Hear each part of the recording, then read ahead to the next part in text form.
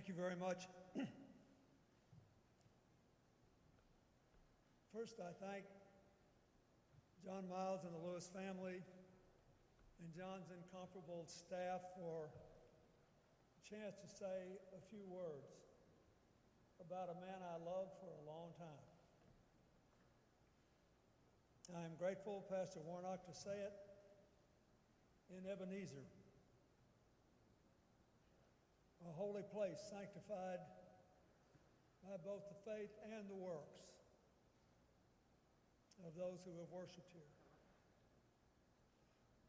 I thank my friend, Reverend Bernice King, who stood by my side and gave a fascinating sermon in one of the most challenging periods of my life. I thank President and Mrs. Bush, President Obama, Speaker Pelosi, thank you, and Representative Hoyer and Representative Clyburn, who I really thank for, with the stroke of a hand, ending an intra-family fight within our party, proving that peace is needed by everyone. Madam Mayor, thank you. You have faced more than a fair share of challenges in these last few months, and you have faced them with candor and dignity and honor, and I thank you for your leadership.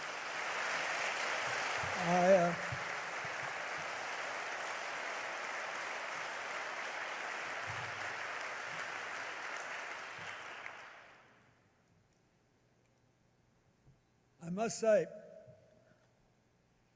for a fellow that got his start speaking to chickens, John's gotten a pretty finely organized and orchestrated and deeply deserved send-off this last week. His homegoing has been something to behold.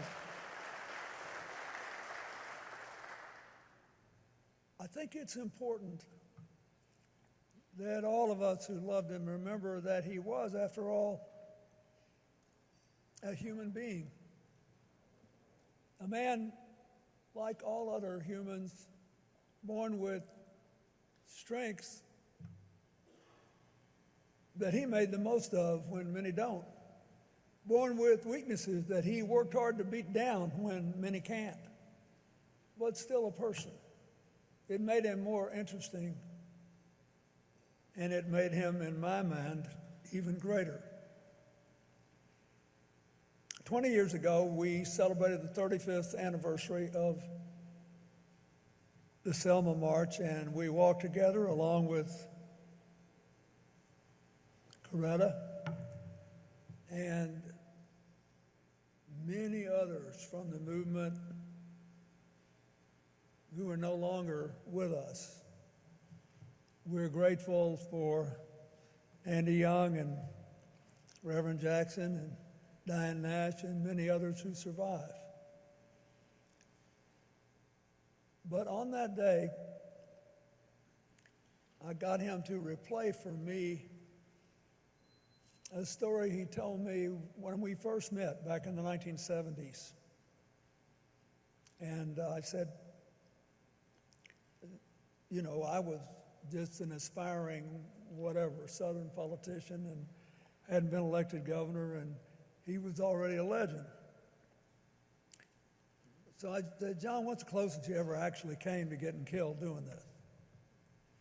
And he said, well, once we were at a demonstration and I got knocked down on the ground and people were getting beat up pretty bad, and all of a sudden I looked up and there was a man holding a long, heavy piece of pipe, and he lifted it and was clearly going to bring it right down into my skull.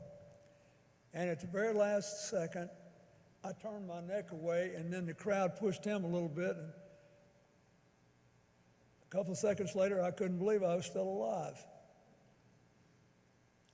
I think it's important to remember that. First, because he was a quick thinker. And secondly, because he was here on a mission that was bigger than personal ambition. Things like that sometimes just happen, but usually they don't. I think three things happened to John Lewis long before we met and became friends that made him who he was. First, the famous story of John at 4 with his cousins and siblings holding his aunt's hand, more than a dozen of them, running around in a little old wooden house as the wind threatened to blow the house off its moorings, going to the place where the house was rising and all those tiny bodies trying to weigh it down. I think he learned something about the power of working together, something that was more powerful than any instruction. Second, nearly 20 years later, when he was 23, the youngest speaker and the last speaker at the March on Washington, when he gave a great speech urging people to take to the streets across the South to seize the chance to finally end racism. And he listened to people that he knew had the same goal, say, well, we have to be careful how we say this because we're trying to get converts, not more adversaries. Just 3 years later, he lost the leadership of SNCC to Stokely Carmichael because he said, it was a pretty good job for a guy that young and come from Troy, Alabama. It must have been painful to lose, but he showed as a young man there are some things that you cannot do to hang on to a position, because if you do them, you won't be who you are anymore. And I say there were 2 or 3 years there where the movement went a little bit too far towards Stokely, but in the end, John Lewis prevailed. We are here today because he had the kind of character he showed when he lost an election.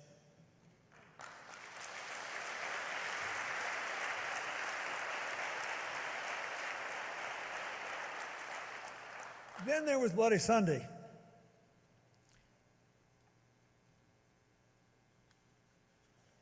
He figured he might get arrested. And this is really important, for all the rhapsodic things we all believe about John Lewis. He had a really good mind, and he was always trying to figure out, how can I make the most of every single moment? So he's getting ready to march from Selma to Montgomery. He wants to get across the bridge. What do we remember? He cut quite a strange figure. He had a trench coat and a backpack. Now, young people probably think that's no big deal, but there weren't that many backpacks back then. And you never saw anybody in a trench coat looking halfway dressed up with a backpack. But John put an apple, an orange, a toothbrush, toothpaste in the backpack to take care of his body because he figured he would get arrested. And 2 books. One, a book by Richard Hofstadter on America's political tradition to feed his mind. And one, the autobiography of Thomas Merton, a Roman Catholic Trappist monk who was the son of itinerant artists making an astonishing personal transformation. What's a young guy who's about to get his brains beat out and planning on going to prison doing, taking that? I think he figured that if Thomas Merton could find his way and keep his faith and believe in the future, he, John Lewis, could too. And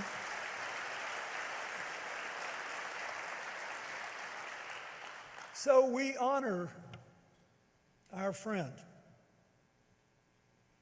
for his faith and for living his faith, which the scripture says is the substance of things hoped for, the evidence of things unseen. John Lewis was a walking rebuke to people who thought, well, we ain't there yet and we've been working a long time. Isn't it time to bag it? He kept moving.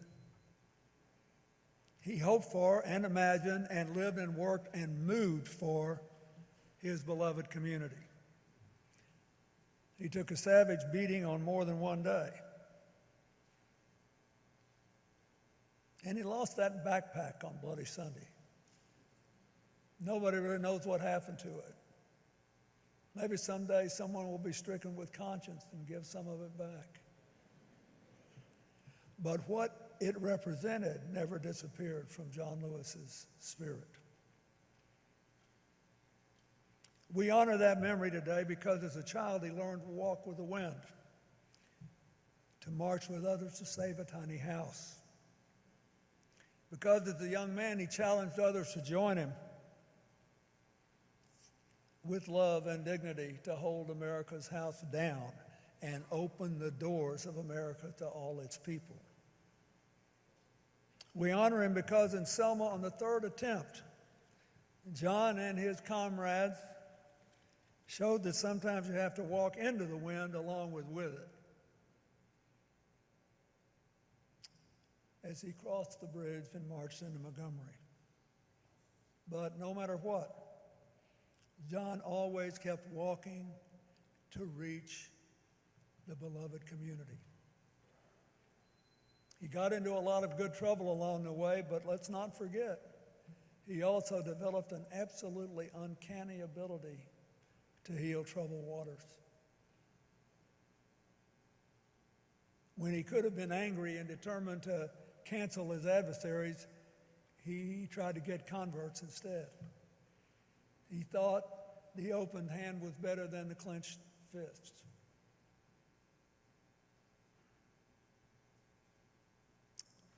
He lived by the faith and promise of St. Paul, let us not grow weary in doing good, for in due season we will reap if we do not lose heart. He never lost heart. He fought the good fight, he kept the faith, but we got our last letter today on the pages of the New York Times. Keep moving. It is so fitting on the day of his service, he leaves us our marching orders. Keep moving. 20 years ago when I came here after the Selma March to a big dinner honoring John and Lillian and John Miles, you had a big afro. And it was really pretty. And your daddy was giving you grief about it, and I said, John, let's don't get old too soon. I mean, if I had hair like that, I'd have it down to my shoulders. But on that night, I was almost out of time, and people were to be present, and people were asking me, well, if you could do one more thing, what it would be, or what do you wish you had done that you didn't, and all that kind of stuff. And someone asked me that night, because I had many friends in Atlanta, and I said, if I could just do one thing, if God came to me tonight and said, okay, your time's up, you got to go home, and I'm not a genie, I'm not giving you 3 wishes. One thing, what would it be? I said, I would infect every American with whatever it was that John Lewis got as a 4-year-old kid and took through a lifetime to keep moving and keep moving in the right direction and keep bringing other people to move, and to do it without hatred in his heart, with a song, to be able to sing and dance. As John's brother Freddie said in Troy, keep moving to the ballot box, even if it's a mailbox, and keep moving to the beloved community. John Lewis was many things, but he was a man, a friend in sunshine and storm, a friend who would walk the stony roads that he asked you to walk, that would brave the chastening rods he asked you to be whipped by, always keeping his eyes on the prize, always believing none of us will be free until all of us are equal. I just loved him. I always will. And I'm so grateful that he stayed true to form. He's gone up yonder and left us with marching orders. I suggest, since he's close enough to God to keep his eye on the sparrow and us, we salute, suit up, and march on.